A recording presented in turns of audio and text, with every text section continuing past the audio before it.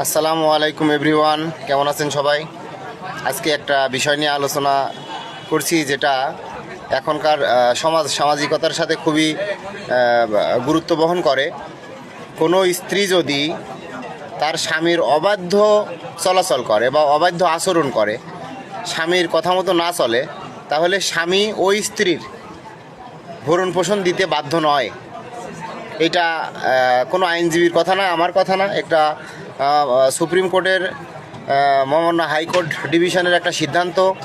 মিতা খান বনাম হেমায়েত বিবি, 14 DLR, page number 455, সেখানে বিস্তারিত বর্ণনা করা রয়েছে।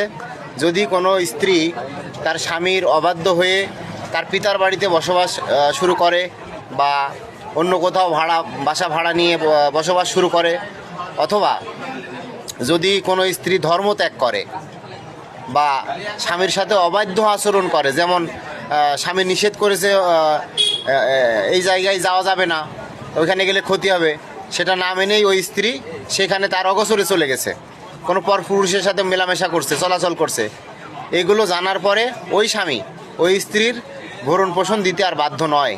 এটা মহামান্য হাইকোর্ট ডিভিশনের একটা সিদ্ধান্ত।